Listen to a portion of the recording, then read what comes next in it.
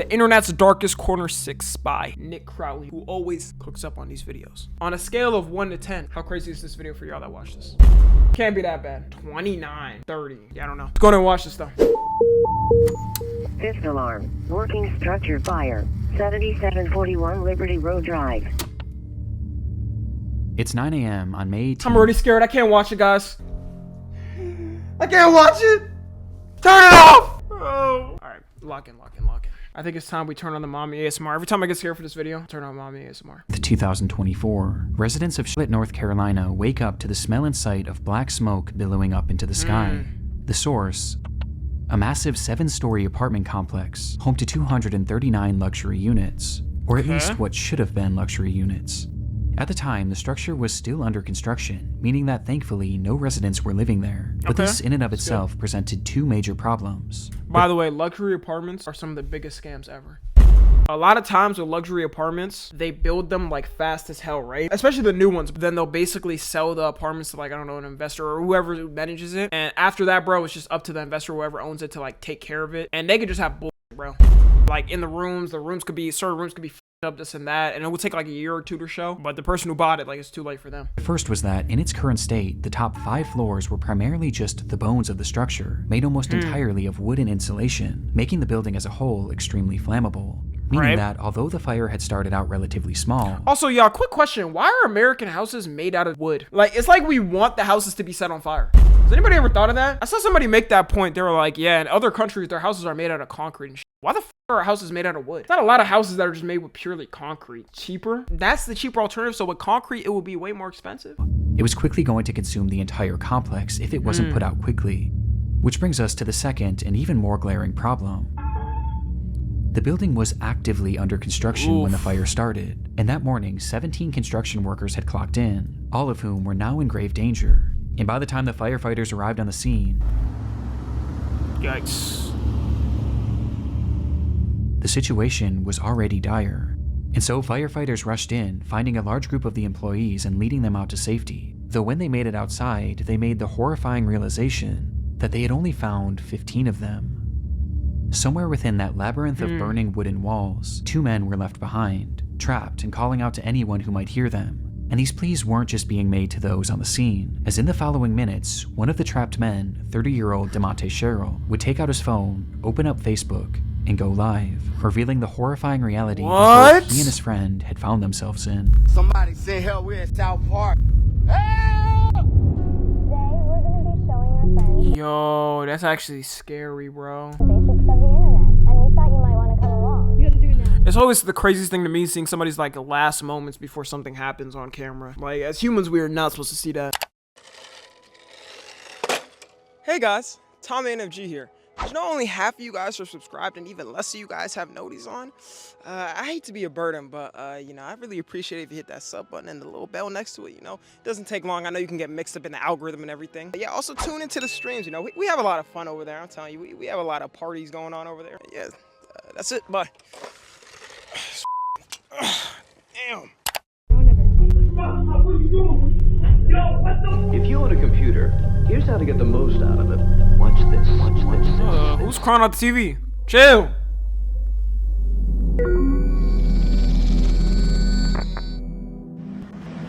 Yo, I'm at South Park right now. At work, the building on fire, and I can't get out. The stream showed DeMonte Sherrill and his friend Ruben Holmes somewhere deep within the... Okay, so far I don't know the context of this or anything. I'm not gonna say too much, you know what I'm saying, like rest in peace, but like, did he call 911 before? Or like, did he just start like live streaming? Cause that would be crazy if he just started live streaming and they didn't call like 911. Now, if he didn't have his phone, no, he did have his phone. What the f? I was supposed to say if he didn't have his phone. He's live streaming. I'm tripping. Police was already there. I mean, you can still talk to the operator because like sometimes when you call the operator, they'll relay information to like the firefighters and stuff. In the moment, you may just not think of that. It may just be like, you know, a rush of emotions. I'm not like trying to slander him or anything. Respective apartment complex. And though the fire hadn't yet reached them, the smoke certainly had, blanketing them in a thick impenetrable fog, not only making breathing extremely difficult, but also making it nearly impossible for rescuers to see them. It looks like a high-rise building, like clouds when you're like on a 200-floor building. You're at the top. It's getting harder and harder for them to see us. We're gonna have to stand out here and see. Jeez.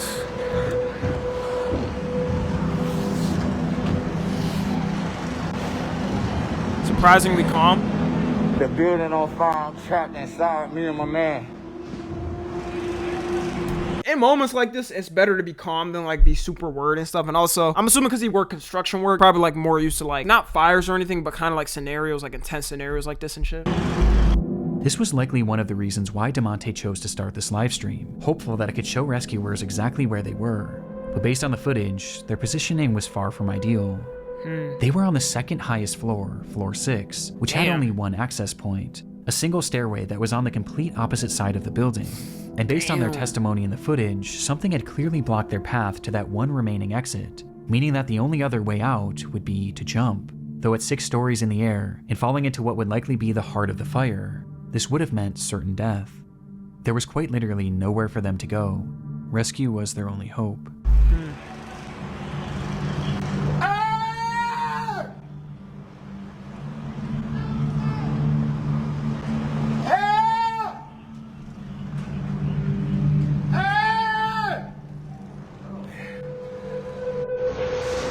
Yo, this building is on fire. I'm at work. Somebody send help. We're in South Park.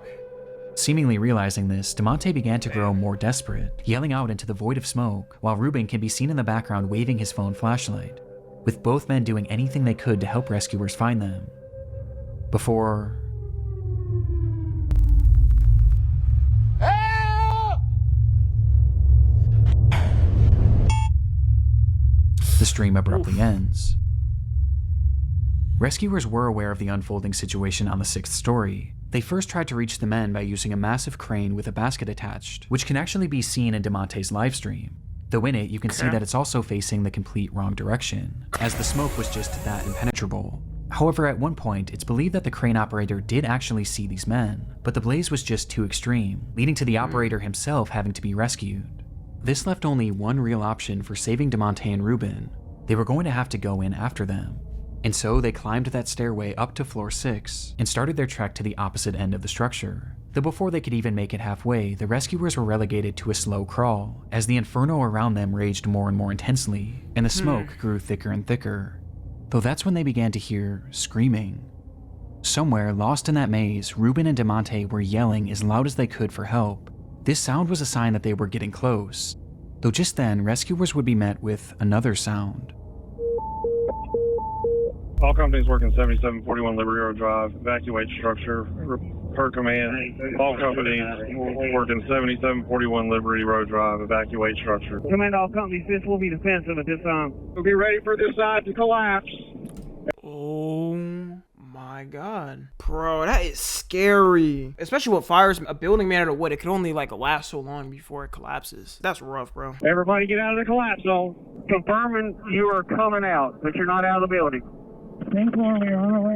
Mad respect for the With the first order being responders. made I for cannot all of do them this to shit. Nah, real shit, bro. as It by should this be- point, It's crazy how like they only get paid like how much? Some of them get paid literally less than like 50K a fucking year, bro, to do jobs like this.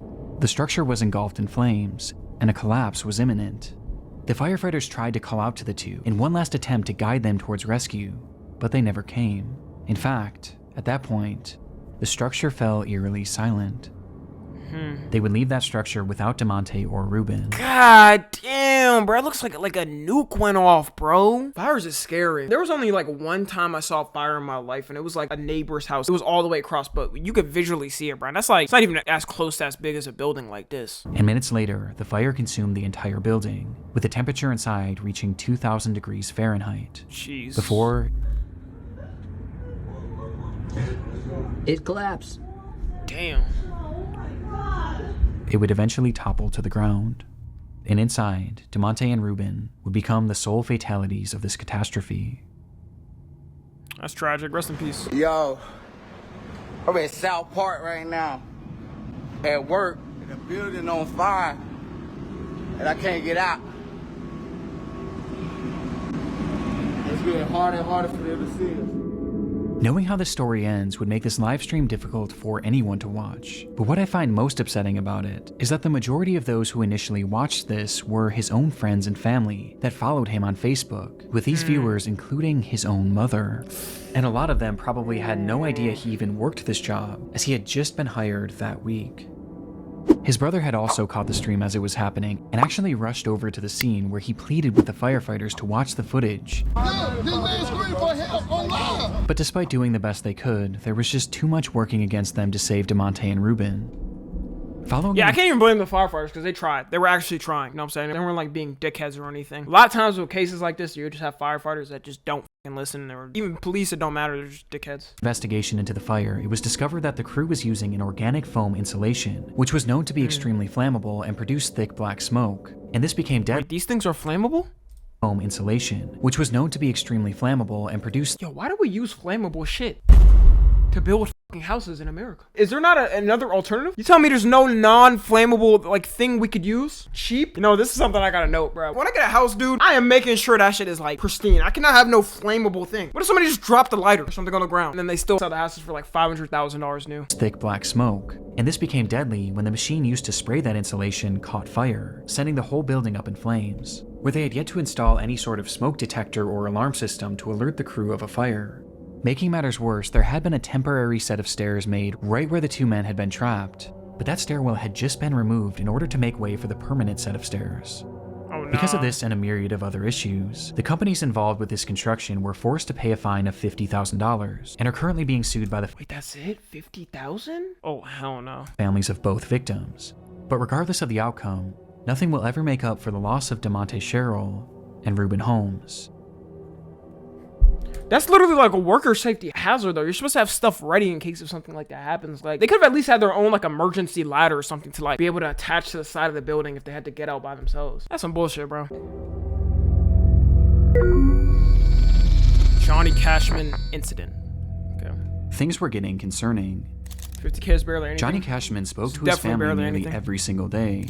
But now, on the 6th day without receiving any communication from him, Holy fucking shit. This scared the hell out of me. God damn, this scared the fuck out of me, bro. That looked like the devil. Is that a dog? they knew that something was wrong. Johnny lived in Lynchburg, Virginia, hundreds of miles away from his home in Maine, and so, being unable to check on him themselves, they called police in the area and requested a welfare check. Police entered Johnny's apartment on the 19th of April, 2022, and hours later, they would call his parents with the news that they had found their son dead on the floor. According to the officers, Jeez, rest in peace. Johnny had experienced some sort of medical event that led to GI bleeding that ultimately claimed his life. But this made no sense to Johnny's family. He was only 38 years old and had just been given a clean bill of health after a full medical exam only 4 months prior. It was so out of the blue, in fact, that they even asked if there were any signs of a struggle, or if there was any evidence that he may have taken his own life. But they were assured that there was no trauma, no drugs, and nothing suspicious found on the scene, and that, as shocking as it was, his cause of death was entirely natural, and had likely just been spurred on by drinking and tobacco use, with the only solace being that Johnny didn't suffer, as they stated that he had died instantly. Because of this, no autopsy was performed, as the case seemed as straightforward as it gets. What? Does it fucking hurt to do one? That makes no sense to me. It literally takes y'all like 5 or 10 minutes to do one. And despite his family questioning if they should get their own autopsy, they were told by officers that it wouldn't be necessary. And so, Johnny's body was cremated and sent back to Maine, in what seemed to be the end of Johnny Cashman's story. Okay. November 29th, 2022. 10 days after Johnny's body was discovered, his ex-girlfriend and her mother made their way back to his apartment in order to retrieve some of her belongings. She knew that re-entering the space was going to be difficult, but ultimately, there was no way she could Is this the apartment or this? Dude, this place just looks scary, bro. Is it one of these? I don't know what it is, bro. This whole place kind of just looks uncanny to me. prepared for what was waiting for her inside. There was blood everywhere. Oh, hell no. It was pooled in the bathrooms, wiped on doors, spread all over the living space, and was even found on a chair and a banister. But the most horrifying part of it all was the walls. They were covered in splattered blood, which revealed long, streaking handprints. It was something straight out of a horror movie, and although Johnny's cause of death was deemed natural, what they found in that apartment seemed... I'm assuming this wasn't there when they found the body, right? Did they do this after? There is no way. I live in Maine. I think I know that building. Yeah, I would not visit if I was you. How'd the police miss that? It was? What? anything but. Traumatized by what they were witnessing, the pair snapped multiple photos of the bloodshed and ran out of the unit, directly into Johnny's neighbor. This neighbor revealed that they believed something far worse than a medical emergency had happened to Johnny, as they had a security camera mounted to their door which faced Johnny's unit, and on the day of his passing, it captured something incredibly disturbing. 3 p.m. date of death. Is that him or somebody else? I'm assuming him. The footage shows Johnny making his way up the flight of stairs leading to his apartment at around 3:03 p.m.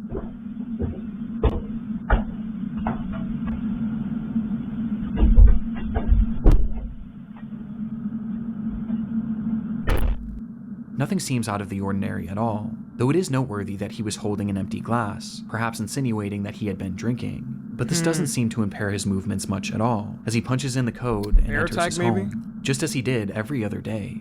I think a bear would just rip your head off. Something happens inside that unit, and while it goes unseen, it doesn't go unheard. 1 minute after? How'd it go unseen? Oh, dude, what the fuck?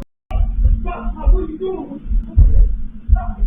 Yo, what the fuck, dude? What are you doing, man? Somebody's trying to rob it? What are you doing, man? Yo, what the hell? Bro, this is scary, because imagine just walking to your house or apartment or whatever and just, like, somebody trying to attack you. That's what I'm assuming is happening.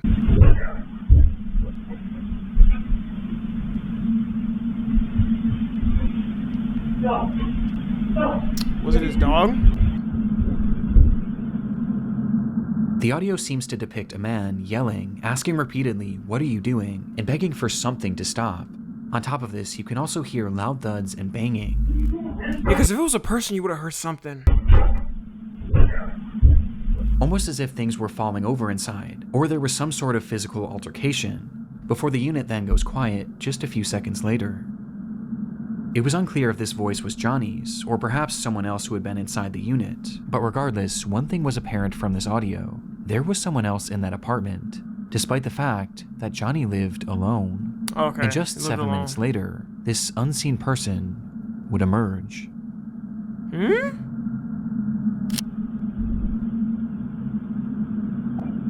Oh, hell no. Bro, they got his full facial profile. This clearly wasn't Johnny, and after leaving the unit, the anonymous man nearly makes it out of the building before he seems to change his mind. He just didn't look up to the camera? No, you could see him clearly. That's... Turning around and walking back up the stairs before fiddling with the door handle, touching it only with his sleeve, like he was wiping off his fingerprints. Okay, first off, he's clearly a stupid criminal if he's trying to hide his tracks, because, nigga, you were caught in 4K in the camera. Did he not notice a camera? Usually the cameras have the recording LED on them. Is he dumb? What happened here? He then walks down the stairs and stops once again, where he seems to be in a state of shock over whatever had just transpired, before he composes himself and walks out of the building. But the footage wasn't quite finished yet. 8 minutes after entry.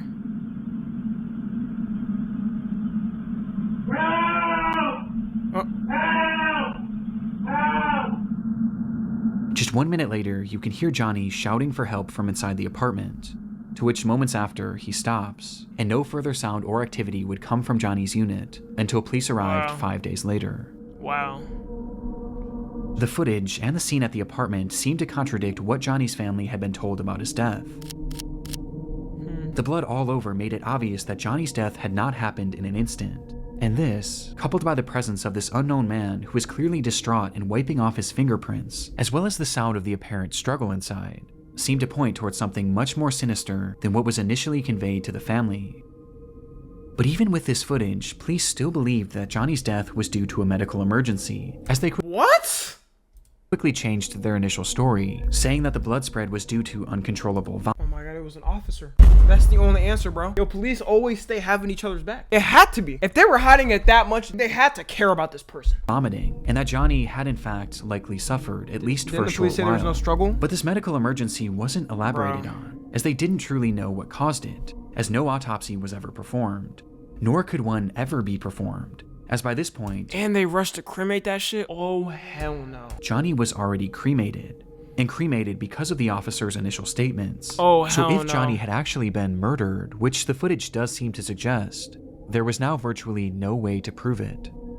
And what makes this even more frustrating is that law enforcement already had this footage. It was collected that very day, and they either didn't camera would fully be look possible to through watch it that. or didn't think that this was overly suspicious. But everyone else surely did. And soon, this video began making the rounds online, leading to one glaring question being asked. Bro, I'm so glad we're in this fucking age of the internet and cameras being everywhere, because back then, bro, you know how many times this probably happened where a police officer, I don't know if the dude's a police officer yet, but whoever or whatever, they just do some corrupt shit or whatever, and they just get away with it. No cameras. You wouldn't know. I think that's why people were just like, bro, whenever you hear like really f***ed up stories, it's because, bro, wrong music. It's because, bro, there was no cameras. They knew they were gonna get away with the f***ed up things they did, so they did them. And maybe for them, it was like, all right, it's gonna get written in history or something, but like, that's it. Who is this man? As no one in Johnny's life Luckily, police recognized cams him. are a new thing, yeah. Well, it wouldn't be until May 11th that investigators would finally ID him Okay. as Stephen Church. And upon being questioned, he revealed that he had moved to Lynchburg for work, but the opportunity he had lined up fell through shortly after he arrived, leaving him with no money and without a place to stay, which is when he met Johnny, who offered to let him crash on his couch. He supposedly stayed with Johnny for 3 days, and described Johnny as an alcoholic who drank constantly, including on that fateful day. When Johnny arrived home, Stephen claims that he started drunkenly yelling at him about paying rent, which led to the two getting into a verbal altercation. But he insisted that this altercation never turned physical, and that he left immediately after. What? To which he quickly went back to clean his prints, because he was afraid that Johnny would try and have him arrested for squatting. And having already racked up 2 Bro, this is the most clear case ever. No audio of this yelling, by the way. I'm genuinely shocked. What the f is this? felonies in his life, Stephen was paranoid about going It's about back to piss to me jail. off. But when Stephen was leaving, he did mention seeing Johnny hunched over the toilet as if he were going to vomit. But he claims to have left before this so-called medical emergency started. Okay, bro. This is the gist of Stephen's account from that day. But the problem is, it doesn't really match up You literally said, what are you doing, bro? As soon as he walked in. What are you doing? with what we're hearing in the video. What the fuck? What are you doing?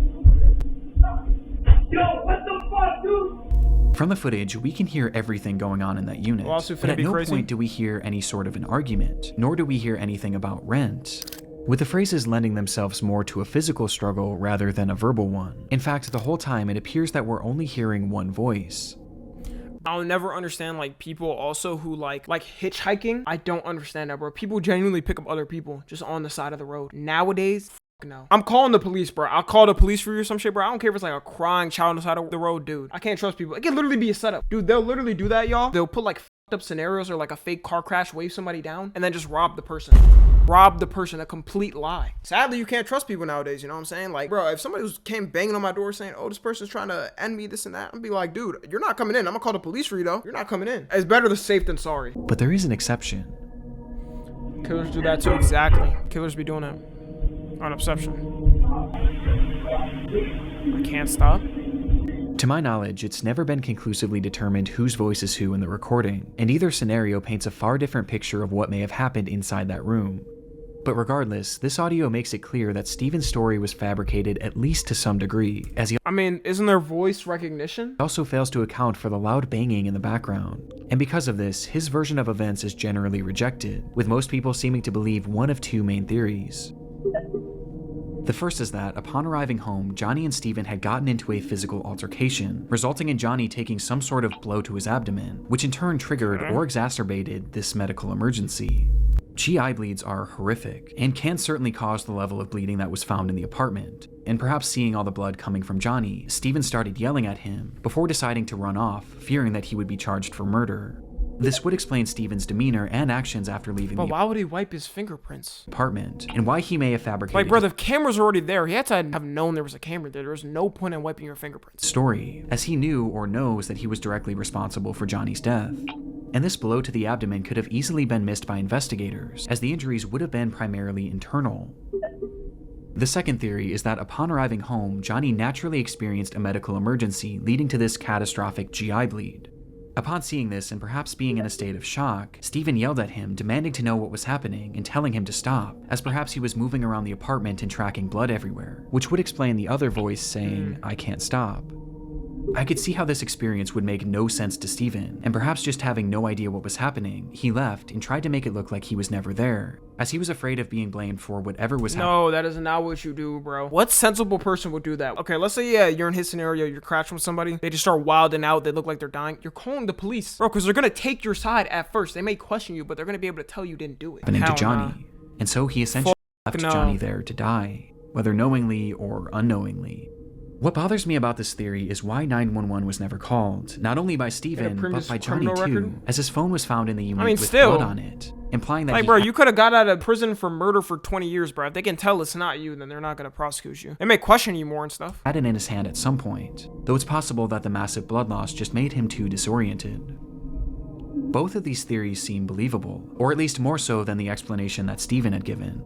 However, in October of 2022, Johnny's case would officially be closed for good, with Steven being cleared of any wrongdoing, as Johnny's death was labeled the same way that it always has been, a medical emergency that couldn't be further elaborated on, with the most relevant evidence being that Steven's shoe prints were not found in the blood, but Johnny's were, implying that he had not been part of the struggle. So what is the G1 bleed they're talking about? There was like bloody handprints and everything, but it's internal bleeding. I thought he said it was internal bleeding. How is that possible? No, something had to get slashed for there to be hand blood prints on the wall.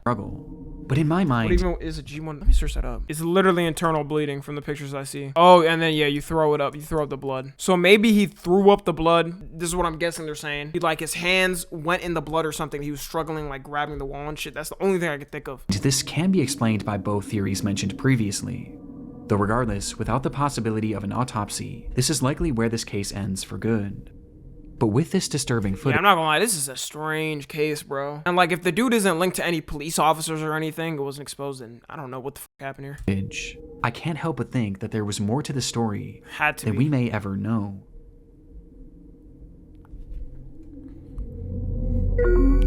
Tik Tockers find a body. It was around 7:30 a.m. on a warm July morning back in 2019. Scared so far? 17-year-olds Bethany Martin and a 16-year-old friend decide to walk to a gas station near their home in San Antonio, Texas. And as the two of them made their way down the road, their path brought them parallel to a drainage ditch, which was often filled with various trash and other discarded material. Yeah, I ain't scared. But on this day, something far more interesting caught their eye. It looked like a man crouching down and leaned up against one of the concrete walls. But the closer they got, the more they realized how unusual his posture was. He looked completely unnatural. And he wasn't moving. And by the time they came face to face with him, the reality of the situation would hit them. They had just found a dead body.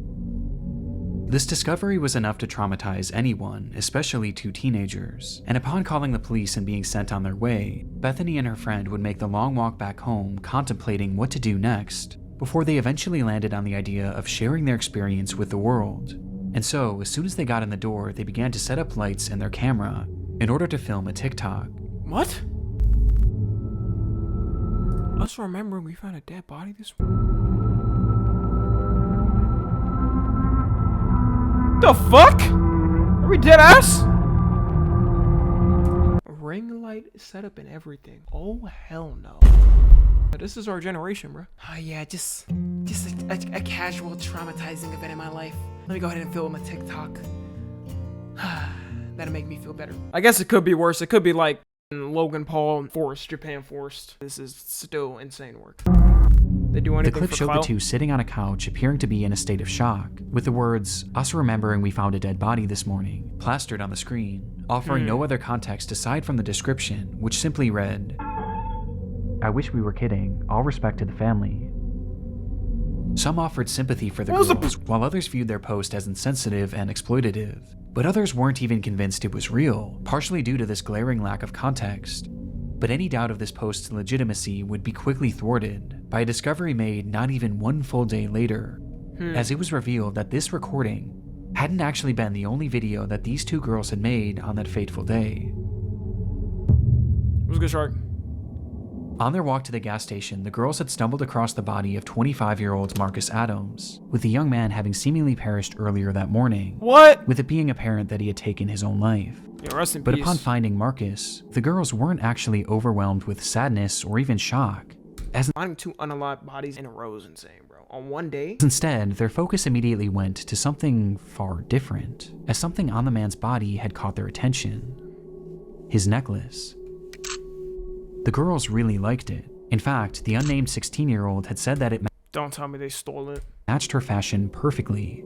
And so, before police arrived, the two would once again pull out their phone and start recording, showing Bethany approaching the body with her intention being to grab his necklace, which she eventually does, actually robbed removing it? the medallion and giving it to her friend, before tossing the chain into the grass nearby, leading to the girls running away from the scene.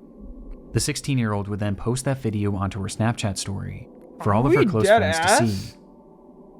I can't show the footage for obvious reasons, but it's truly awful. And just based on the audio alone, you can tell that they're very obviously having fun doing this. You gotta do it now. Now or never. Here, hold me.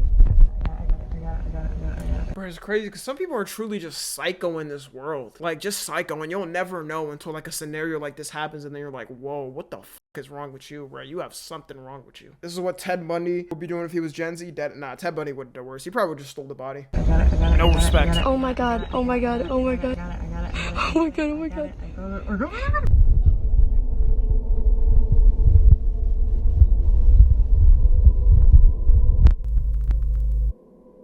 There's something so uniquely disturbing about it. It's clear that upon finding the body, there was no real emotional impact on them, at least none that outweighed their desire to steal from it. And as if stealing from this man who had just taken his own life and posting it for all their friends to see as if it were a joke wasn't horrible enough, they then immediately posted this other video to TikTok in an attempt to garner sympathy. It's truly awful, and made even more appalling by reports that claim that the 16-year-old had actually worn this medallion in the TikTok That's it? video and in others made following its posting. And unfortunately, Like, bro, I don't even like being close to dead bugs. WTF, you mean you robbed a corpse? No, dead ass. Corpses are like, especially after like a day, it's like one of the most disgusting things to fucking see, bro. Bro, they don't even know if like bro had some type of disease or anything like that. Like, they don't know what he had on him, bro. They could have contracted some type of disease, bro, from bro. No fucking thinking in a scenario like this. I don't even like picking shit I see on the ground or dirt on the street. Like I remember my friend picked up some shit. This is in high school off the street, bro. And I was like, bro, what the fuck are you doing? their actions had even more upsetting consequences, as the footage from their Snapchat story was quickly downloaded by someone they knew and posted onto an app called Nextdoor, with the footage being totally uncensored. And it was on this app where it's claimed that many of Marcus Adams' own family members would see the footage. What? Many of whom weren't even aware that he was deceased. Just one day after posting this TikTok, both girls were questioned by the police after the incident and the footage was reported to them. And as a result, Bethany would be that's a charged crime. with theft of a Yeah, human stupid. corpse, but would ultimately avoid any serious jail time.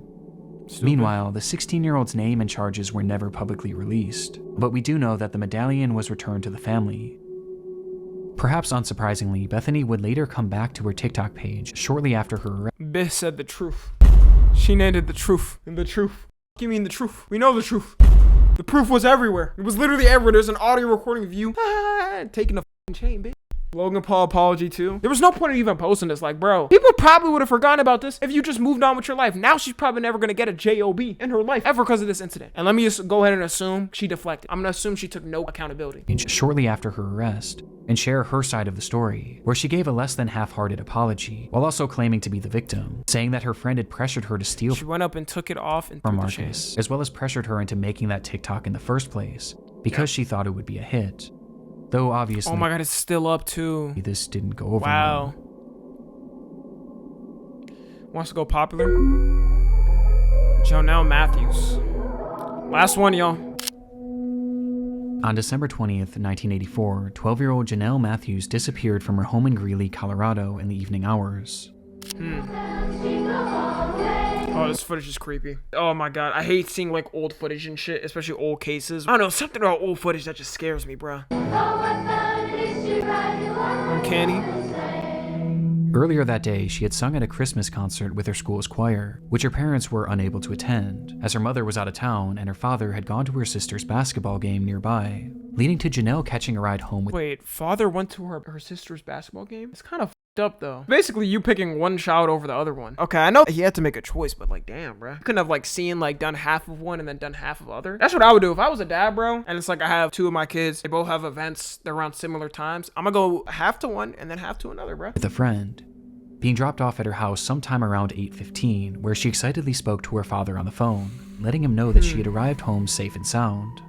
Approximately 1 hour later, her father, Jim Matthews, pulled into the driveway to find the garage door wide open, and the house completely empty.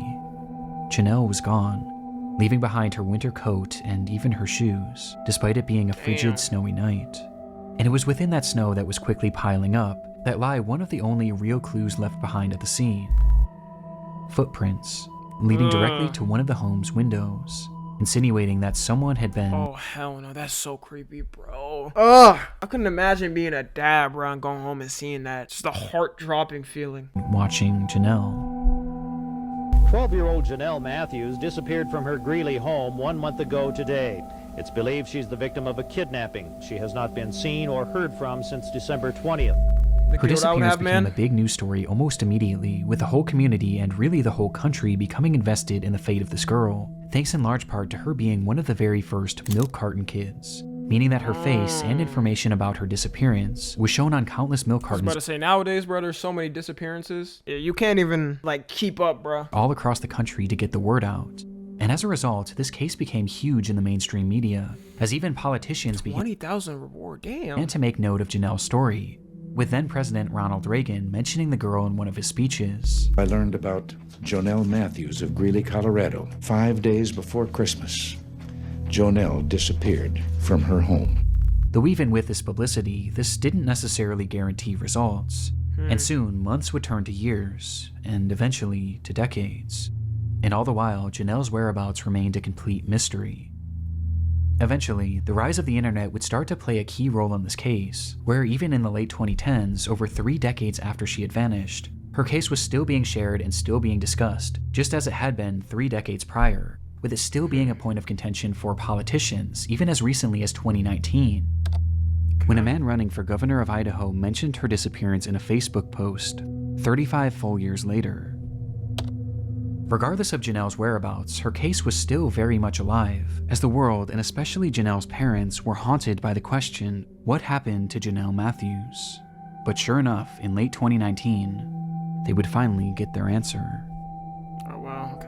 Bones found in Weld County earlier this week appeared to bring an end to a 3-decade-long search for a missing 12-year-old girl. The Greeley Tribune is reporting they are those of Jonelle Matthews. On Tuesday, July 23, 2019, at roughly 4:50 p.m., a crew had been digging in an isolated field in Weld County, Colorado, in order to install a new pipeline, when they would uncover the decayed remains of a little girl. Wow. It was Jonelle, still wearing those clothes that she had worn to her recital, meaning she had likely died the very day she disappeared, having been killed by a single gunshot wound to the head. Did that at least Jonelle catch that? I hope Matthews had so. been murdered in cold blood. And this case would be so old if they ever want to. I don't even think they could. Her body would just be bones now. They can't even check the DNA or anything of like any wounds. Like they wouldn't be able to catch the guy if they wanted to. Almost immediately upon finding her body, the police would also zero in on their suspect. The man's name was Stephen Pankey, and at the time of Jonelle's disappearance, he had been living in the same general area in Colorado. But by 2019, Stephen had long since fled the area, as after the crime, he would eventually pack up seemingly out of the blue. Wait, they deadass got the dude? I'm shocked they got the dude. Crazy thing is, he don't even look like a killer like that. He just looks like a dude that's like, I don't know, he's a CEO of a company. And move to Idaho, where when Jonelle's body was discovered, he just so happened to be running for governor. What?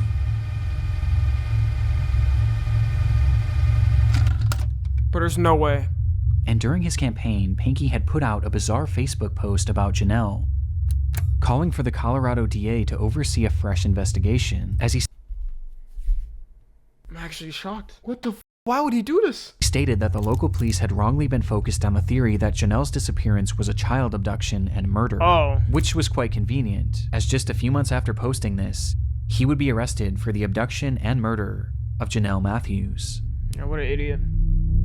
Police believe that Jonelle had first caught Stephen's eye when he was working as a janitor at the church she attended, with this leading to him stalking her and eventually abducting her on that fateful night, where he threw Jonelle in his car and ultimately ended her life, for no reason other than his sick satisfaction. He then proceeded to bury her in a field 20 miles away, in a spot that he was certain no one would ever find her.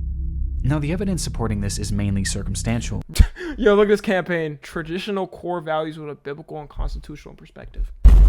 nigga. Your ass is going straight to double HE hockey sticks, nigga. He could have probably laid low and he wouldn't have been caught. That's the crazy thing. But bro wanted to get some type of recognition in the government. There was no point. It should be the #1 rule to any person that would commit a crime like this to stay under the radar or just like not be a public figure for the rest of their life. But it is incredibly concerning.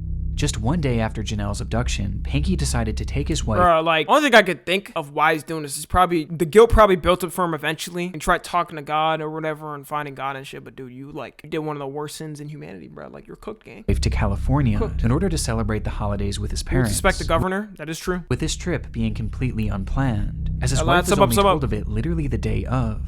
And making things stranger, when they returned home, Steven's car conveniently caught fire and was burned to a crisp, to which he offered no explanation for. But in response, he would take the car to a local scrapyard where it would be even further destroyed, taking any potential evidence along with it. But while this is all strange enough, police say that the main indicator that Steven was their man was his clear obsession with Jonelle's case. Shortly after the slaying, Steven began listening and watching any news reports he could on Jonelle's case, while also having his wife read every single article about the missing girl out loud, to which he would often have her repeat them over and over again. But his obsession didn't stop there, as he would then start frequently calling the police, wanting to talk to them about the case. I'm thinking he ran for governor because he wanted to hide the case. That's why. Because if he was governor, he would have just threw out the case and they would have never caught it. That's scary.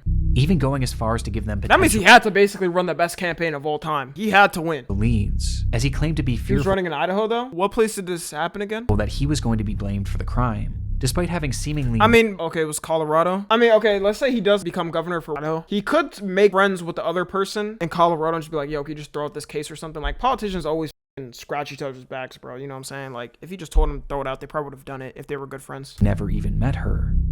And it was during some of these many unusual phone calls that he was said to have given details on her disappearance that were never actually made public. His obsession was entirely uncanny, bringing up her disappearance at random even decades later, with his Facebook post being a perfect example. And as it turns out, one of Steven's most incriminating statements came as a result of something he mentioned in that infamous message. In it, Steven says that his son Carl had been murdered in 2008, which is in fact true, as the murder was actually fully solved, with it being confirmed that Steven had nothing to do with it. But when he was mourning the loss of Carl, something unusual happened. I'm telling you, bro, that's why you don't God, bro. Like, bro, I'm not even saying his son deserved it, but dude, the energy you put out there, bro, that's what comes back, bro. Sadly, something like that happens, bro. You can't play with God. His now ex-wife recalled that following Carl's death, Pinky never rip once to the sun. Oh yeah, rip to the sun. I'm not saying like the his sun memorial deserved it. service, where she watched him from a distance walk up to their son's urn and begin to sob, eventually blurting out, "I hope God didn't allow this to happen because of Jonelle Matthews."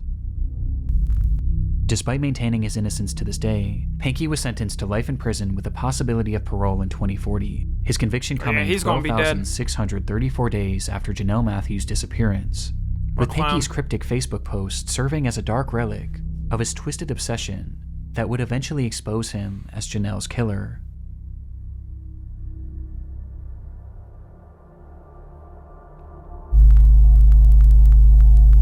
I want to give a massive shout out to my buddy Ryan, aka Nexpo. Wow, that was a pretty scary video. Damn, that last case. That's the type of shit that keep you up at night. What was even his motivation? That's the thing. What was his point in doing it? Like, he just did it just because. Like, he didn't have another reason. I think that's the scariest part for me. But anyways, yeah, if you're watching the tube, make sure to join the Discord and watch the streams. Subscribe to Tommy NFG.